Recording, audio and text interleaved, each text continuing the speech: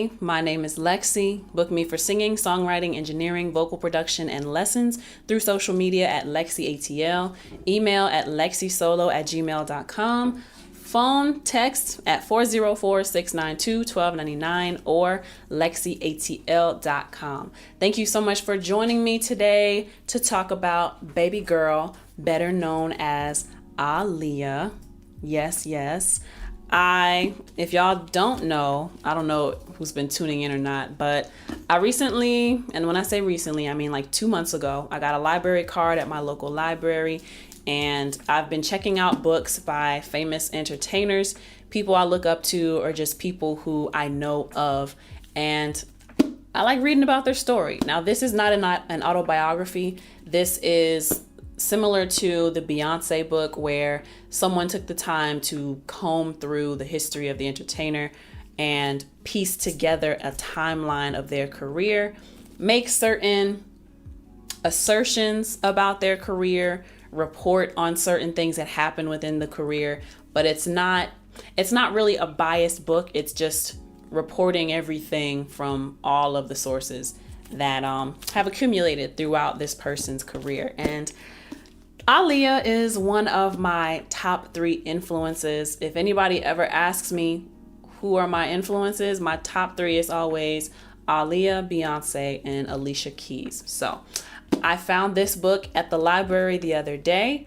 Before this one, I did a review on Toni Braxton's book. I believe it's called Unbreak My Heart. And now I have this one on Aaliyah. This is Babygirl, better known as Aaliyah. Sorry for the lighting. Got the ring light. It's just light everywhere, all the glares. But yeah, super exciting because, like I said, she's one of my biggest influences, and I learned so much about her from this book. And I feel a little embarrassed, honestly, because there were a few things I did not know about Aaliyah, and a few things that I chose not to dive into. And when I say that, I'm specifically referring to her involvement with R. Kelly, which has been like a huge debate. It's been a huge thing over the past couple of years with the emergence of the documentary Surviving R. Kelly. And so this book just talks about a lot of different things. It's not on a drama tip. It's not, for shock value. This is just what happened in Aaliyah's lifetime in her career. So some general information about the book. This book was copywritten and published in 2021 by Catherine Iandoli. And like I said, I checked this out from my local library, and this is a 263-page read. Just like the Toni Braxton book, this one is super easy to read, super easily finished, and the writing is done in a way that makes it easy to get through, and I'm not struggling to figure out crazy words, and the chapters are written in a way that makes me feel like I'm getting through it very quickly. And yeah, it was just a really good read. So thank you so much to Kathy Iandoli for putting this together. Let's get into the book review. I have my notes in front of me, and yeah, let's get into some things. So some things that stuck out to me. The first thing I have in my notes is page 23. So let's go there and let's see. It says, Aaliyah was soulful, but not intimidating. Pop, yet not too mainstream. R&B without being too niche. A flair for hip hop gave her an edge, which again set her apart from some of her peers, like the aforementioned Brandy, whose big hats and childish suspenders as she sang saccharine love songs created a do no wrong air to her. That might work for a younger audience, but certainly not for the adults. Brandy, however, was also creating age-appropriate music, which can inevitably narrow her lane. Aaliyah could serve any listener, and she did so very well. Like the born actor that she was, she knew just when to turn one side of herself on and the other side of herself off. It was felt in both the music and her interviews.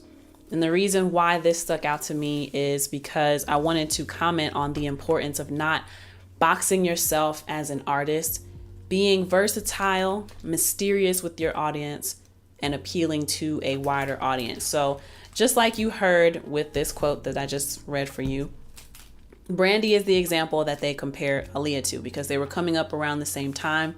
And Aaliyah was actually a big inspiration for those artists, as I'm sure they were inspirations for her as well. Excuse me. But what I like about what this is pointing out is that Aaliyah's sound is something that still competes to this very day, even though what they were doing was done in the late 90s, early 2000s, well, late 90s.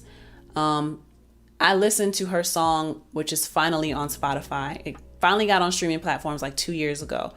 I was listening to We Need a Resolution and Try Again, and it fit so seamlessly into the playlist mix that Spotify had. And it really is a testament to how well Aaliyah's music has stood the test of time. But the reason why it was able to stand the test of time is because the music was not too time stamped, and it wasn't written to be too innocent. There's a lot of references in this book where they say, and it's kind of weird, especially when they bring it up during the R. Kelly section, but they say that Aaliyah had a sexiness to her. Despite being such a young woman and being so innocent, there was also a sexiness to her, which also gave her an air of mystery. And she very much toted the line between sexy and innocent. You know what I mean? So that mystery played in her favor. And the way that the music was written, there was always a kind of mystery around her age. Even with the controversy between her and R. Kelly, they never wanted her age to be a big factor in anything she was doing, which is very interesting. To me, these days, there is no teen or preteen market. So somebody like Brandy or I think Monica had a time where she stayed very much age appropriate, right? And other R&B girls, but we don't really have that these days. But I think what's great about Aaliyah's situation is she was a little more grown without being raunchy and without doing things in a tasteless way. Unfortunately, there's not really a preteen or teen market in the music right now. Everything seems like it's just raunchy and ratchet and super grown, super explicit. And so when I hear this description of Aaliyah as being mysterious and not too intimidating and soulful, something that you could feel in her music and her interviews, and hearing her image and her sound described in that timeless way, it's something that I for sure try to aspire towards with my own music. Something that's not going to box me, something that is relatable across age brackets. So let's move on to the next thing that stuck out to me. Page 34, it says, at face value, the relationship between R. Kelly and Aaliyah was just another case of history repeating itself. When two artists work together extensively to create art, feelings sometimes seep into the work. The creative and romantic pairing seems almost idyllic, where in one breath you exchange meaningful glances and the next you're sharing a love for whatever it is you create, be it songs, painting, whatever. Take John Lennon and Yoko Ono, or even Frida Kahlo and Diego Rivera, Lauryn Hill and Wyclef Jean. The story is retold in so many different versions, all with a similar theme. They came for the art and stayed for each other. Likewise, the dynamic between a grown male pop star and his teenage core fan base is always tricky. In the 1990s, we saw it happen time and time again, where an artist like Kevin Richardson of the Backstreet Boys was 27 during the group's prime, singing love songs to 13-year-olds. It creates this veil of illusion where both the artist and the fan are ageless through the music. That's the relationship the music industry creates for album sales and global popularity. This part was interesting to me because it said right here, it creates this veil of illusion where both the artist and the fan are ageless through music. And y'all heard R. Kelly's name come up in this. How can I book you for a photo? Oh wait, you look beautiful, Lex. Thank you, Leah. How can I book you for a photo shoot? You can either DM me, but the best way would be to go through my website, LexCATL.com, and go to shop and work with Lexi. That would be the best way. At least that's the way I would prefer. Otherwise, my contact information is on my page. So yeah, let me know there. But anyway, this whole concept of the fan and the artist being ageless through music, right? Through this veil of music, everyone is in like an ageless situation. So it's interesting that they brought this up during the R. Kelly section because it's describing like what happened between R. Kelly and Aaliyah. So what happened with R. Kelly and Aaliyah, right?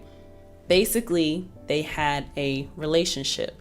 A lot of people would say that she was groomed by R. Kelly.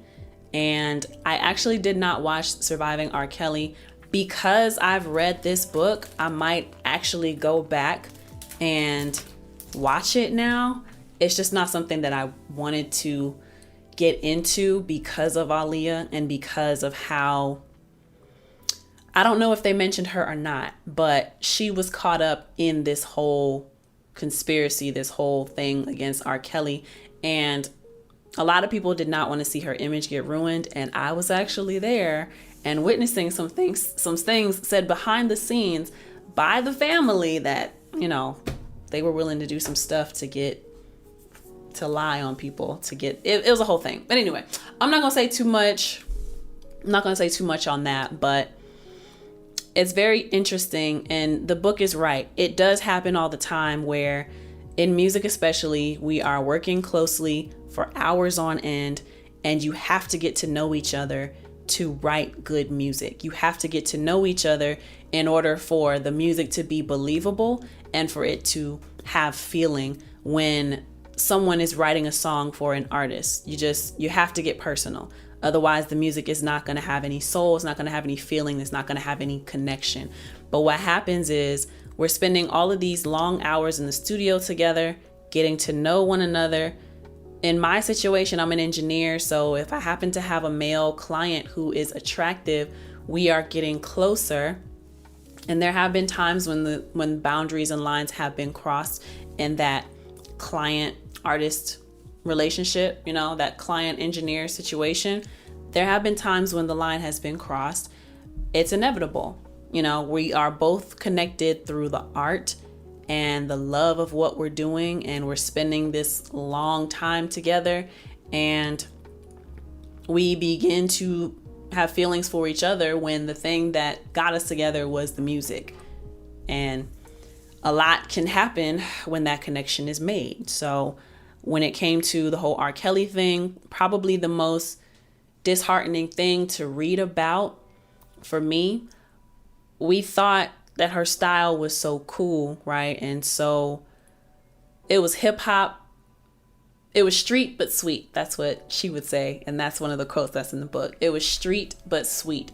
But then to hear how when she was involved with R. Kelly, he didn't want his women to be looked at or acknowledged by other people. He didn't really want anyone speaking up for his women.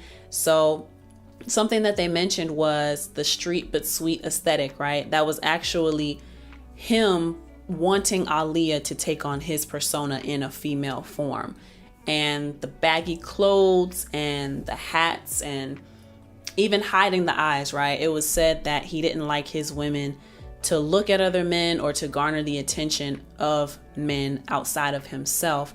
And so when you think about it from that aspect, the baggy clothes and the shades so nobody could look her in her eyes, we love that style, but it might not have come from a good place. It might not have come from an innocent place. You know, it might have come from Is the word nefarious? Can I say that? It might have come from a nefarious place.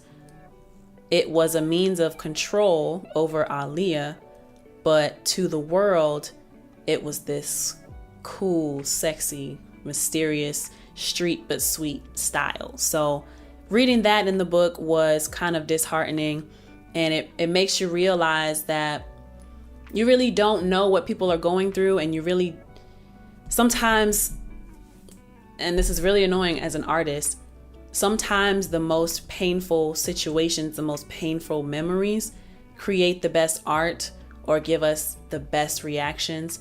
That's one thing that as an artist, I don't love.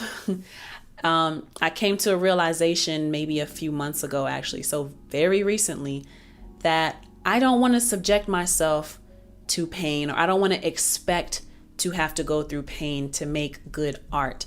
But for whatever reason, the best art comes from the most terrible situations, the most painful situations. And so as I was reading this book, her imagery, which was heavily influenced, actually like handpicked by R. Kelly,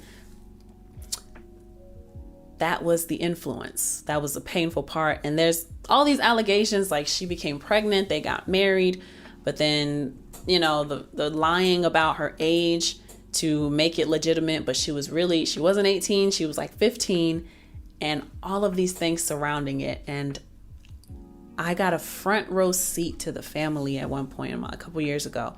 I don't work with the family anymore, but it was just interesting to read that and then understand the reactions of some family members. They're very pissed about the whole situation. You know, it's like, did the family know what was happening?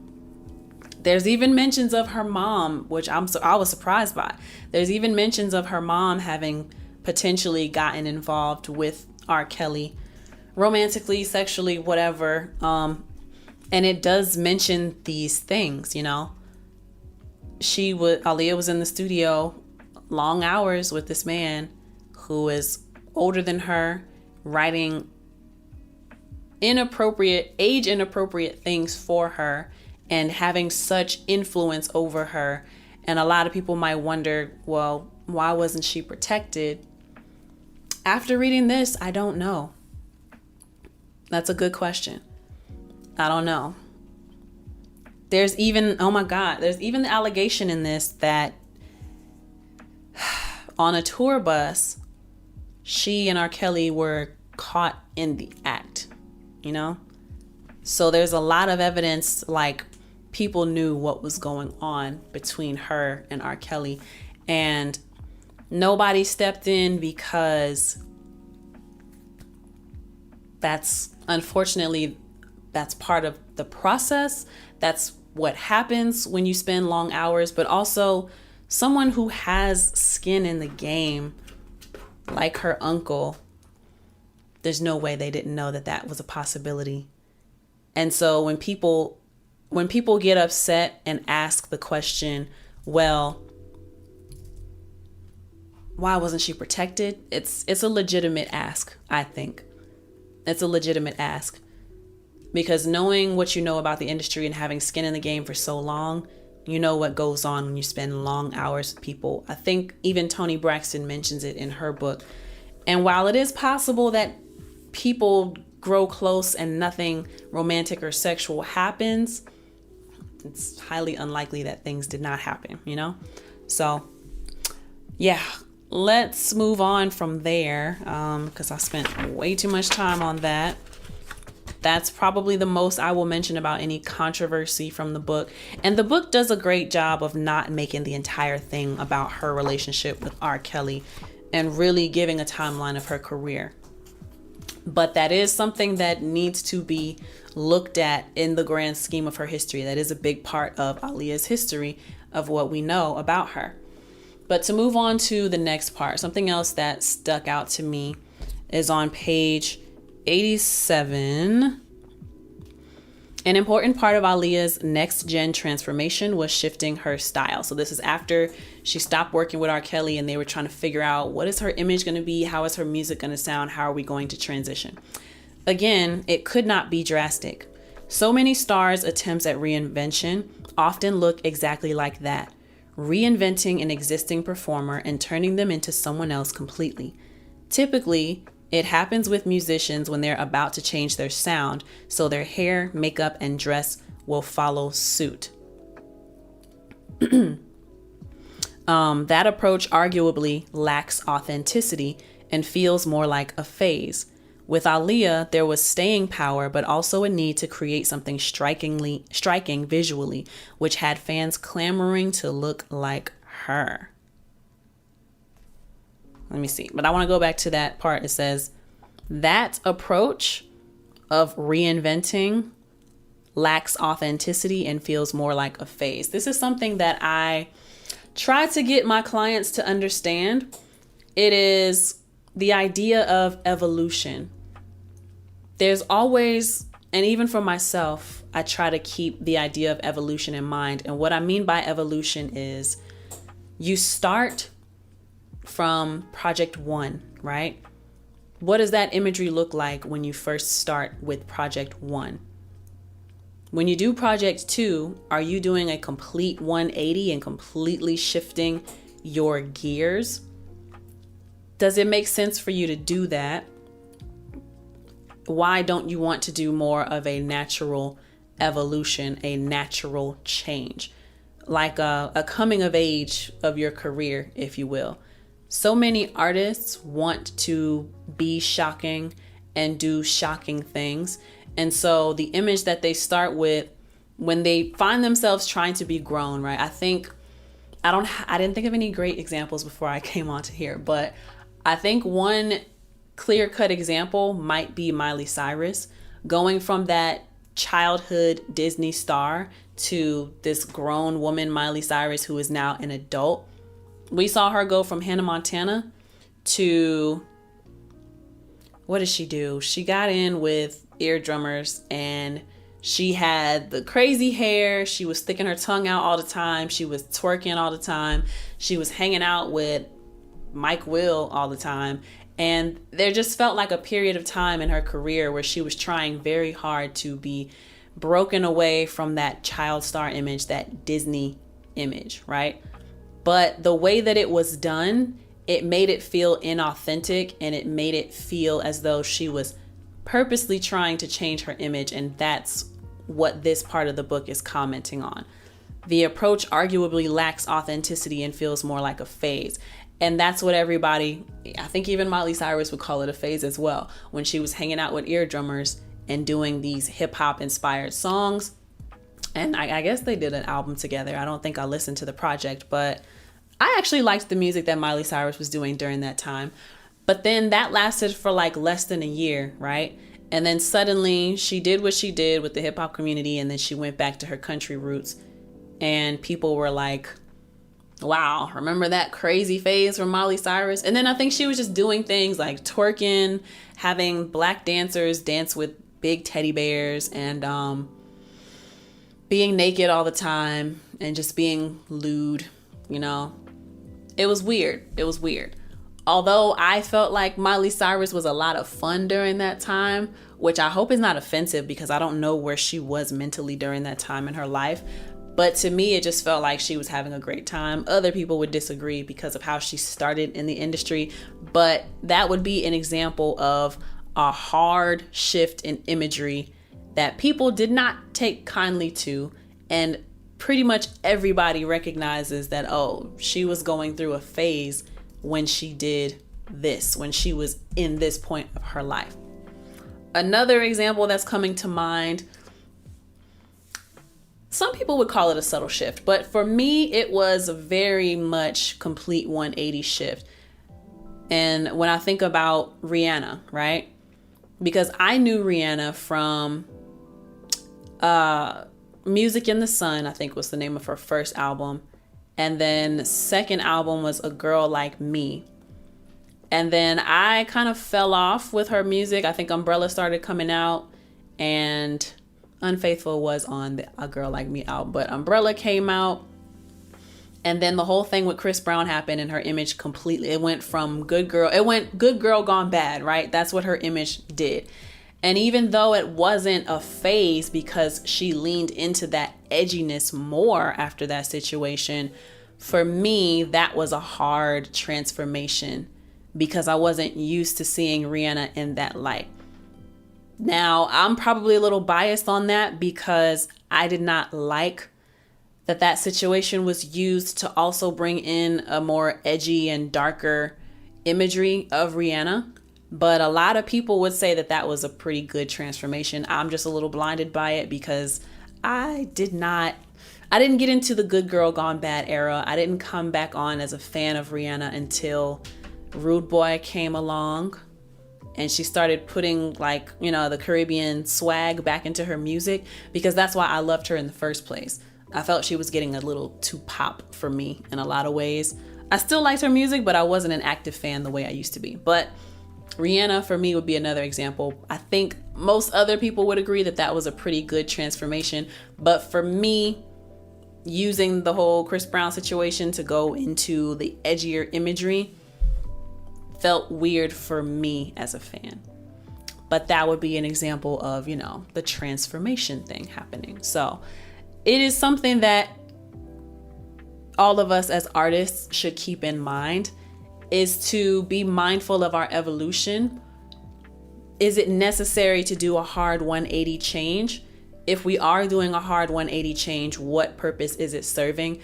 I think if the intention was for Rihanna to get into a more grown, a more edgy, a more sexier image, then riding the coattails of that situation with Chris Brown was the best possible spin they could do. This thing happens.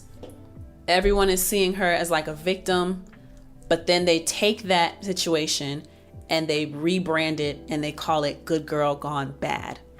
And it's kind of genius. I didn't like it at the time, but it is a genius thing that they did.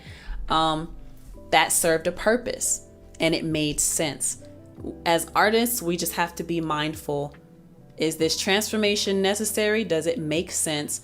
And what is the imagery coming out of this? What does the imagery look like coming out of this? So I think we should just keep that in mind. I'm trying to see. Page 147 is another part that stuck out to me. So with these book reviews, I'm always looking for lessons for myself, but also lessons that I can share with other artists. I'm going to restart my camera really quickly. That wasn't as quickly as I wanted it to be. But I always want to share lessons with other artists because it's lessons for myself and lessons for y'all. My service is to the creative. I am a creative myself. My service is to other creatives. And so that's why I'm going through and telling y'all the things that stuck out to me. But I would highly encourage you to read this book for yourself as well. The next thing that stuck out is on page 147. It was the money. Let me see. Okay. It was money. It was egos. It was fame. It was also background, and Aaliyah was caught in the crosshairs of that war as both an artist, part owner, and family member. But even through the storm, they worked together for one more go around and made some hits. The reason why this stuck out to me is because there are a lot of things that affect someone's career outside of the actual music. So this says it was money, it was ego, it was fame. Now, this part of the book is commenting on the fact that I don't know exactly what happened. I think there might have been some bad business going on with Blackground. There was definitely jumping ship, probably breakdowns in communication. But a lot of times, this is commenting on the relationship between Aaliyah and Timbaland. They hadn't worked together. Something happened. I don't even remember. They don't really get into, well, they do, but I don't remember because I was supposed to do this review 2 weeks ago. So maybe I would remember if I would have did it as soon as I finished the book. But they had gotten into an argument. They were slowly drifting apart as Aaliyah was looking for a new sound. It wasn't to cut out the team of Timbaland and Missy. It wasn't to cut them out, but because of how other things affected the working relationship, that also affected the music and affected the personal relationship. So this part stuck out to me because it was money, it was egos, it was fame, and Aaliyah was caught in the crosshairs of that war as an artist, part owner, and family member. So you have loyalties to family, but also loyalties to the people who helped to create a sound for you that made you such an undeniable artist, right? They're a piece of the package. And it's a cautionary tale for us artists who are not yet on that level, but we're in the industry, right? A lot of things, this industry is so like happenstance, you know? There's a lot of things that we don't necessarily control, and it can be something small. I know even for myself, I was working with an artist a couple years ago, and she's nice. She's a nice person and she works hard.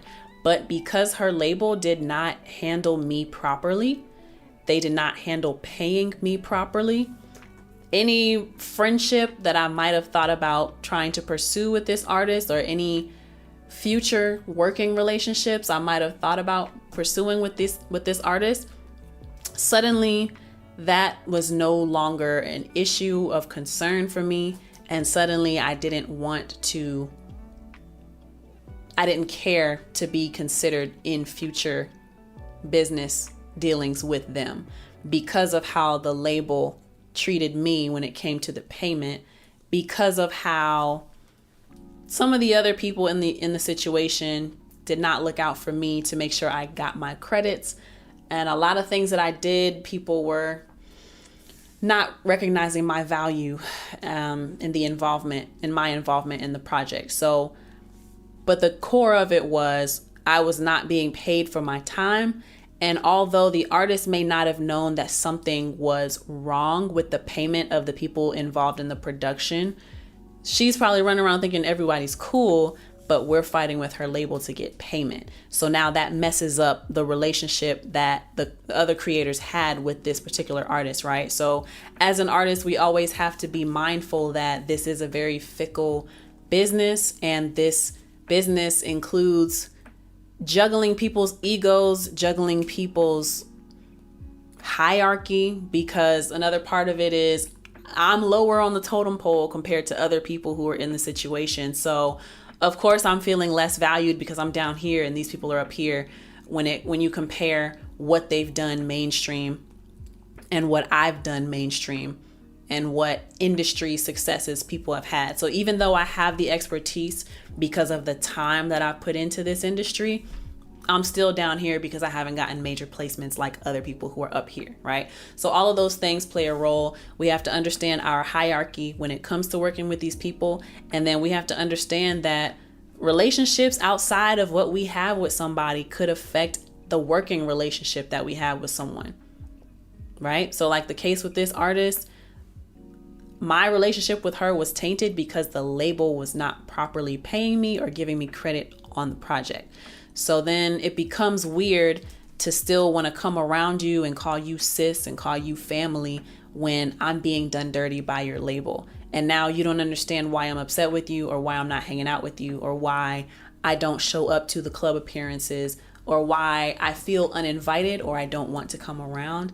Is because that relationship has been tarnished and tainted. So something that we as artists need to be mindful of is how fickle people can be.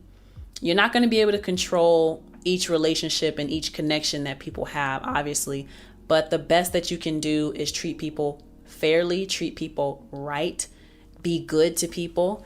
And then as an artist, we got to know a lot of people. Something that I struggle with and something that I need to do a better job of is keeping in contact with people and reaching out to people just to check on them and say, hey.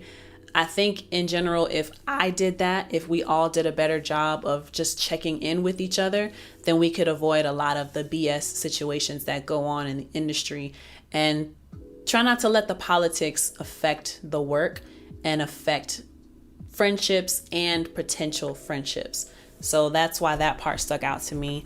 Next, page 156. What does this one say?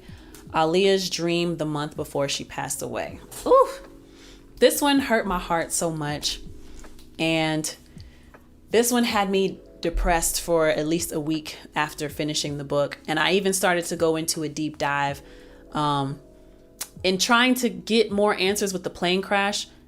The plane crash is something that I never really, I always knew that she died in a plane crash, but until I read this book, for some reason, I just never cared to look into the details of this plane crash. And the reason why I'm pointing out Aaliyah's dream the month before she passed away is because she kind of knew that something was coming for her because she was having these dreams. She said it in some interview. And let me just read it for you.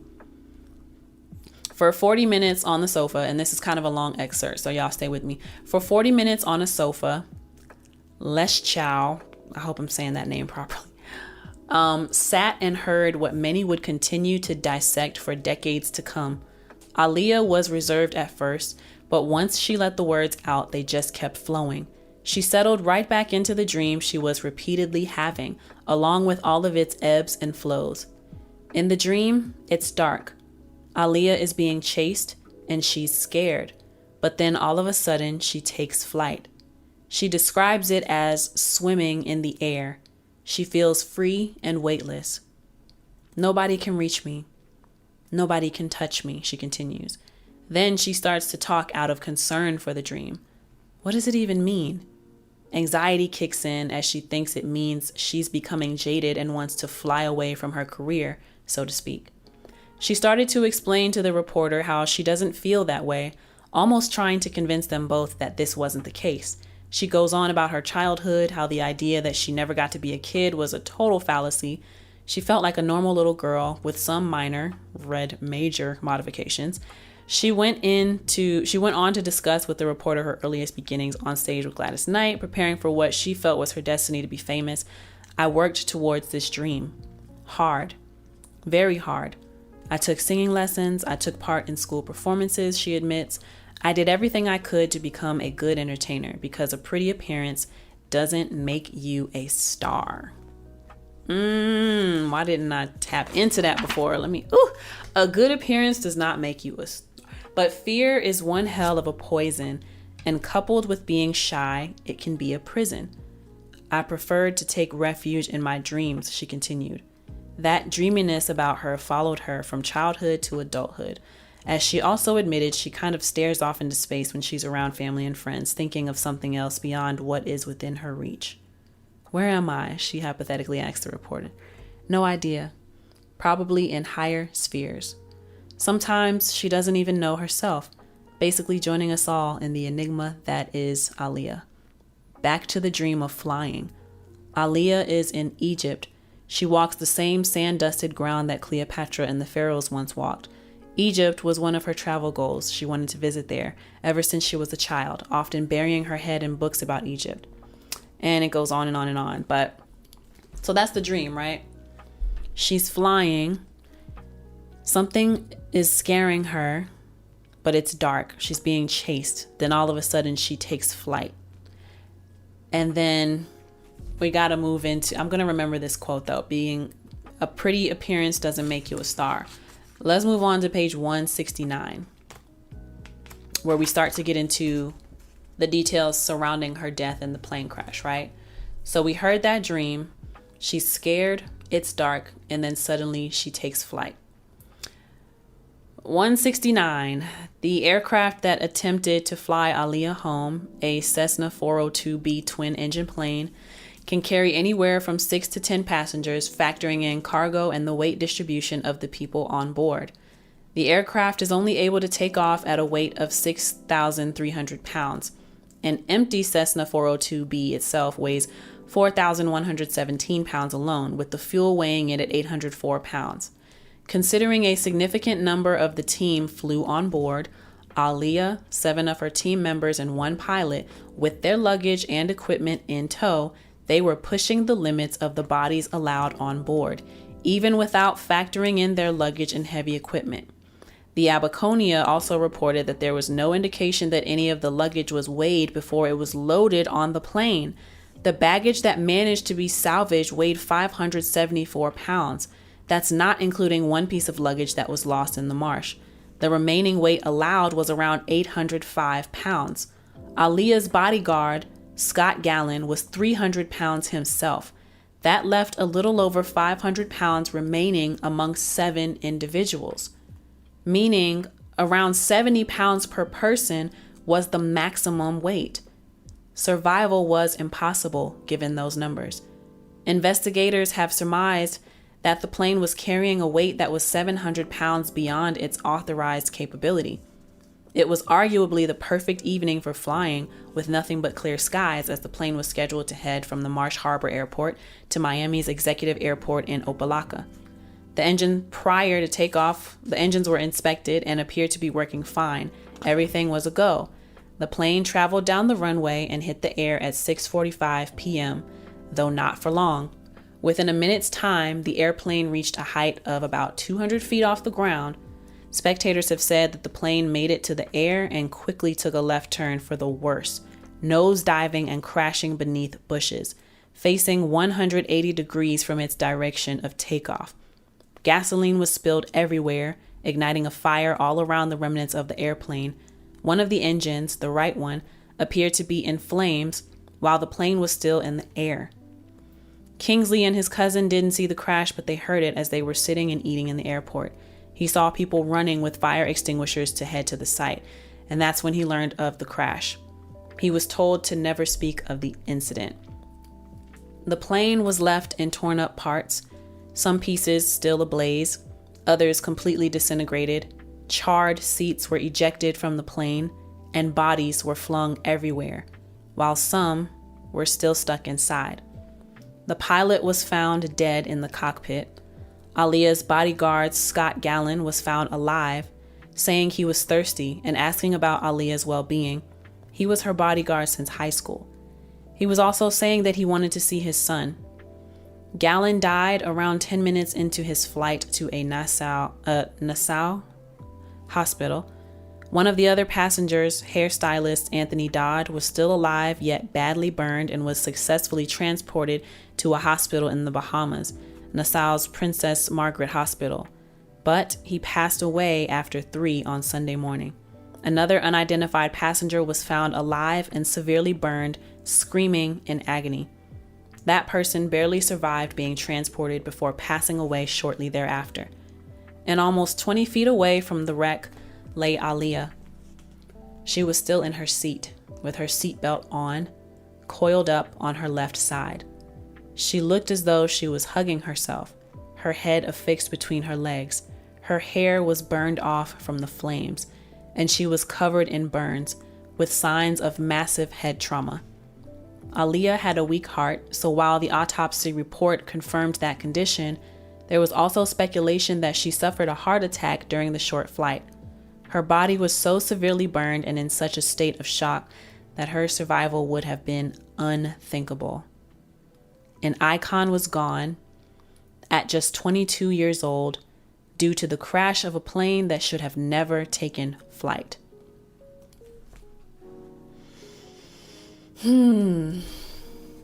So, this was in 2001. I was born in 93, so I would have been 8 years old when this crash happened. And I did not realize who Aaliyah was until after she died. So when I heard that she died in a plane crash, because I was younger, I used to think like, man, it would be so cool to see Aaliyah in concert. And I think probably as the internet started becoming more prominent, I would search and find out more and then realize that, oh my gosh, she passed away and she died in a plane crash, which kind of fuels my fears of flying a little bit. I will get on the plane, but because I knew that Aaliyah died in a plane crash, getting on the plane is actually very scary for me. And I kind of think of it as like, if this is how I go, this is how I go. That might be really bad to think about it that way, but that's how I think about it. So I don't know where I was. I was in elementary school because they also said a couple weeks later, the World Trade Center had 2 planes crash into it. And I know I was in elementary school at the time. But again, even that event, I didn't understand the magnitude back then. So I can't tell you exactly where I was when I found out that Aaliyah passed away. But when I realized that she was gone, I cried. And I don't think my family even really cared how deeply I really loved Aaliyah. I probably hid it from them, honestly, just not feeling. There's a lot of things I realized I just didn't feel safe sharing with my family. That's kind of sad. But yeah, I don't think my family even knew how much I loved Aaliyah. If I asked them, I don't know who would. I don't know if anybody would realize it. I don't know. But yeah, I did not know the details of the crash until reading this book like 2 weeks ago. So I went into a little bit of a rabbit hole for a few hours, looking at any video I could find explaining the plane crash, seeing visuals and animations for how the plane would have gone down, seeing pictures and video of the wreckage. Of course, they did not have Aaliyah on there, like you couldn't see her body or the conditions of the bodies of the other people involved in the crash. But I got sad all over again and pissed off because before she got on the plane, she didn't want to get on that plane. Okay, so there are a few things that happened with this flight that was like, we should not have lost Aaliyah this day. She was trying to rush to get back to Miami. She was dating Dame Dash at the time. They say that she was in a rush to get back to Miami or whatever to see him so she could get back to the mainland to see him. But they already had a plane, a bigger plane, something that they were used to traveling on. They already had a plane chartered for the next day. But for some reason, they were trying to leave early and get back a day early when they did not have to. It was already planned for them to take a bigger plane. So that's one. Two, she did not want to get on this plane. She saw the plane that they were supposed to get on and she said no. And they got into an argument allegedly they got into an argument with the pilot and argued for 2 hours. They were supposed to leave 2 hours earlier. So 6:45, they were 2 hours behind when it was said that they were supposed to leave. But Aaliyah did not want to get on that plane. And she was arguing and she was fighting, but she was not going to get on. She did not want to get on the plane. Other factor, somebody gave her a pill, and a taxi driver who brought them to the airport says that she was asleep and they had to carry her onto the plane. Otherwise, she would not have gotten on because she didn't want to get on. She did not want to get on that plane, but apparently she was given a pill, she was drugged, she was put to sleep. So you think about that and you compare the dream that she was saying. She's scared, something's chasing her, and then it goes dark and suddenly she's flying. So she's up in the air on this plane that she did not want to be on, and she's unconscious, not knowing what's happening because somebody put her on a plane against her consent. In my mind, I'm thinking, maybe they weren't trying to argue. Maybe they were tired of arguing. And I've heard stories of artists being drugged so that they will comply. I wouldn't put this past whoever was on the team that day to make sure she got on the plane, giving her the pill, even though they could have just waited till the next day. Worst case scenario, go get a hotel and spend the night and we would still have Aaliyah today, right? But that didn't happen. So somebody went against her consent and put her to sleep to like who ordered that they have to. I have to reread this part because I don't remember, and it's probably hazy. Those directly involved, it's probably hazy as to why they wanted to leave the day early when it would have been the perfect ending to the trip, And then the other part of that is apparently the pilot was not even certified or cleared to fly the plane that day. Apparently he was under the influence of liquor and cocaine, but he was not even, like, he had just gotten out of jail or something. he was not even supposed to be the pilot. But because of some negligence on the part of whatever airport they decided to go through, this guy was behind the cockpit flying the plane. So Aaliyah didn't want to go. They didn't have to go because the next day there was already a plane chartered for them. She didn't want to go. She was drugged, and the pilot was not even supposed to be flying the plane.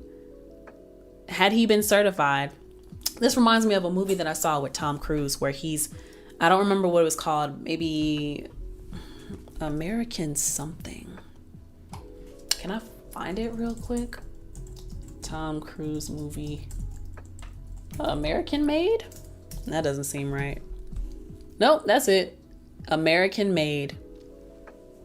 Okay. In the movie Tom Cruise plays in, the movie is called American Made.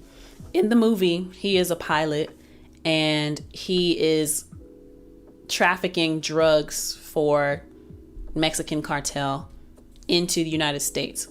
There's a scene where he's trying to explain to like one of the fat Mexican guys, like, because they were trying to get him on a plane with a bunch of pounds of cocaine, but they also wanted to send like this fat Mexican dude with him to make sure that he didn't like steal the drugs or whatever. And he got into an argument with the people on the ground, like, hey, if this guy gets on my plane, if his fat ass gets on this plane with me, we're not going to make it over the brush. The reason why your other pilots can't make it, the reason why they crashed and died is because y'all don't understand weight distribution and weight limits of these planes. If you make him get on here, either he doesn't come with me or I don't fly as many pounds of drugs as y'all want me to. And I think they end up, the guy stays behind, the fat Mexican stays behind, and Tom Cruise gets on with all these drugs and he makes it past the clearing. Oh, and the other thing was the runway that they had for him to take off. It wasn't a long enough runway. So that was the other part. He needed enough time for the engines to get up to speed, but the weight also had to be distributed properly. But I think about that and I wonder, in this situation with Aaliyah, had the pilot been certified, had he not been negligent, had he been certified, right? There's no way a proper pilot would have let anyone get on that plane. There's no way a proper pilot would have let that many people with that much luggage get on that tiny plane. I Googled what this plane looked like. I would not want to fly with what I know camera and sound equipment looks like when it comes to these big video shoots. Equipment and luggage, along with 8-9 people on this little teeny plane. It's a Cessna 402B twin engine plane. It's a small plane. If he was a proper pilot, there's no way he would have said yes to taking off. I don't care how much we're arguing. Pilots have a duty to get people to and from safely, to include themselves. No pilot would take that on knowing that there's a possibility they're going to crash, because with the possibility of crashing is the possibility of dying, and no proper pilot would have let that happen. So it's just really sad when I think about all the factors that went into her death that I did not realize until reading this book. And it made me sad for a little bit. But yeah, other than that, let's see. I'm going to keep this one quote because I do want to end on some quotables. But from page 156, a pretty appearance doesn't make you a star. Ooh, I feel that. Some people think you just got to look the part, but no. So the perfect quotable to end off with this video, right? It's on page 223. So let's see here. It was one of her last interviews. Aaliyah said something that resonates with me during hard times in my life. She had just released her self-titled album on July 7th, 2001 and flew to Paris, France for promo work. But Aaliyah said, referring to her career as a singer, "Rejection is painful, but I felt deep in my heart and in my soul that I had it and that I would do it and that I could do it. And I honestly believed that no matter what anybody said, And I honestly believed that no matter what anybody said. And I continued and I said, fine, you don't want me, somebody else will. And I will prove it. I will get out there and I will be a star. And I really meant it. And you have to have that frame of mind. You have to have that kind of confidence to make it in this industry, or you won't make it. So I did it. And I'm very proud of the fact that I did it. So that is the book, Babygirl, better known as Aaliyah. Highly, highly, highly encourage you all to read it. It's a great read. And in general, I would encourage you to pick up a book about anybody famous and just read about their life, read about their experiences, because it can help you to know what to stay privy to in pursuit of this artistry, and to understand some of the struggles that you might go through and how you might want to handle it moving forward. So I read the Toni Braxton book, Unbreak My Heart. Now I've read Babygirl, better known as Aaliyah. And yeah, I'm currently reading one that's called Growing Up Shared. Do I have it here? Yes. I'm currently reading one called Growing Up Shared, which is about oversharing on social media. It's really a book for like parents, but even if you're not a parent, you don't have kids, you can learn from it. So that's my next read, but highly encourage you all to get a book, read, go to your local library. There's a lot of free resources that we can use as artists, and yeah, read these stories and make decisions about your own careers based on the experiences of some of the greats. I had to restart my camera really quickly, but yeah, I hope that you all have enjoyed this book review. I know this was a very long book review. And this is just gonna go ahead and serve as the Lex Chat for the upcoming week. And I'll make the Toni Braxton book review a part of a Lex Chat as well, because it's only right. You gotta give respect to Toni. But I think it's interesting that I read this book, and in the Toni Braxton book, they also mentioned Blackground and how Barry kind of like screwed her out of her deal with Arista. I just think that was an interesting link between these two books. Completely unintended. I did not know that Toni Braxton was managed by Barry Hankerson and eventually signed to Blackground. I did not know that. And then I read this book with Aaliyah, and of course that's her uncle, and he's the owner, CEO of Blackground. But yeah, highly encourage y'all to go out there, get a library card, read, take a break from the screens and being inside all day. Just go lay in the sun somewhere, or just lay in the park on the grass, read a book. Or the way that I got through these books is I started having cardio days. So twice a week on Tuesdays and Thursdays, I do cardio at the gym, and I go on the elliptical or the treadmill, and I go through these books, and I get a solid hour of reading. And I don't know why, but it just works so well for me. My body, I'm kind of taking attention off of whatever my body is doing, because I'm occupying my mind with what's in the pages of the book. And I'm able to get through my workout and get a good cardio session in, but I'm also able to learn about some of the greats in the music industry. As an artist, I think it's important to study these people because we need to have a sense of music history.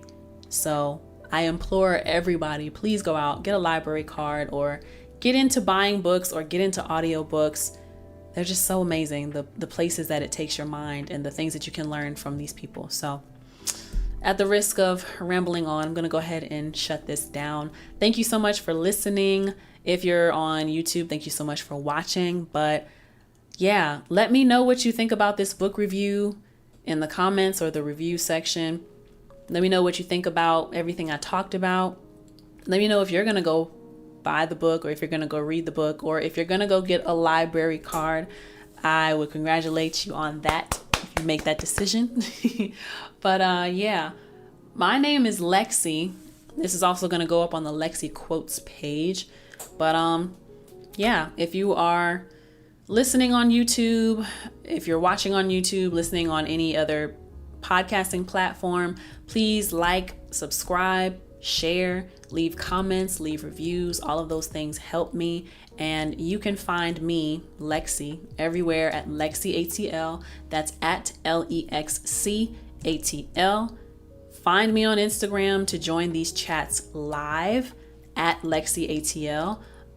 Check out my website for my music, my album. If you want to work with me, if you want to get merchandise, that's LexCATL. LexCATL is where you can find me on basically any platform, okay? But thank y'all so much for joining me in this book review for Aaliyah, Babygirl, better known as Aaliyah. I hope you enjoyed it. My name is Lexi. Until next time, peace. Leave it up to me, I can satisfy you. Leave it up to me, I can satisfy you.